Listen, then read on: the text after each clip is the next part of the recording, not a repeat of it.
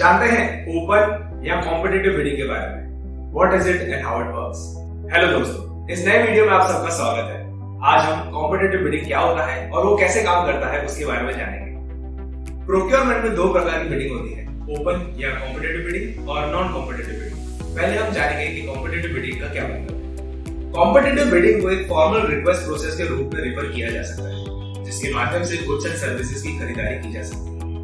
ऐसे सिस्टम का main purpose transparency को बढ़ावा देना और एलिजिबल पार्टीज को इक्वल और फेयर पार्टिसिपेशन प्रोवाइड करना है। दूसरा ऑब्जेक्टिव बिडिंग की कॉम्पिटिटिवनेस को बढ़ाना है। कॉम्पिटिटिव बिडिंग बायर्स को मार्केट से बेस्ट पॉसिबल प्राइस में आवश्यक गुड्स और सर्विसेज को खोजने में मदद करती है। इस प्रोसेस के माध्यम से एक ऑर्गेनाइजेशन बिजनेस के की फंक्शंस को सपोर्ट करता है। इससे रॉ मटेरियल, इक्विपमेंट्स या अन्य प्रोडक्ट्स को प्राप्त करने के लिए सप्लायर्स, कॉन्ट्रैक्टर्स या अन्य वेंडर्स से बिड्स मंगाए जा सकते हैं। अब जब हम जानते हैं कि कॉम्पिटिटिव बिडिंग क्या होता है, ये जानना बहुत इंपॉर्टेंट है कि ये कैसे काम करता है। इस प्रोसेस की शुरुआत किसी भी ऑर्गेनाइजेशन के रिक्वेस्ट फॉर प्रपोजल से की जाती है, जिसमें टेंडर का फुल डिस्क्रिप्शन लिखा हो। फिर वेंडर्स को बिड में पार्टिसिपेट करने के लिए इनवाइट किया जाता है। ये इनविटेशन पर्सनल नहीं होता है, न्यूज़पेपर पे या तो फिर कंपनी के वेबसाइट पे पब्लिश होता है। इंटरेस्टेड वेंडर्स प्रोजेक्ट को पूरा करने का कॉस्ट, समय आदि पर विचार करके अपने बिड प्रस्तुत करते हैं। इसके बाद कॉम्पिटिटिव बिडिंग का सबसे एसेंशियल पार्ट शुरू होता है, जो कि है evaluation of beads.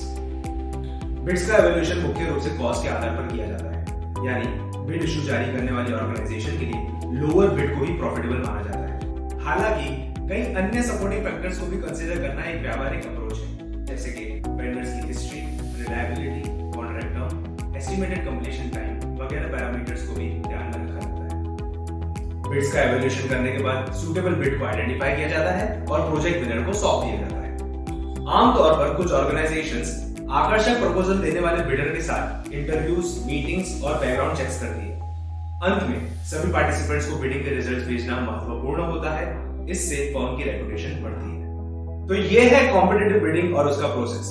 Competitive bidding के मुख्य दो ऑब्जेक्टिव्स होते हैं। सबसे पहले कॉम्पिटिटिव बिड्स प्राप्त करके बेस्ट डील्स प्राप्त करना।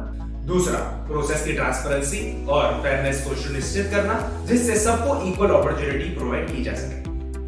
अगर आपको हमारा वीडियो इंफॉर्मेटिव लगा हो तो लाइक करें, शेयर करें और सब्सक्राइब करें। और अगर आपके मन में कोई भी सवाल हो तो उसे बेझिझक कमेंट सेक्शन में पूछें।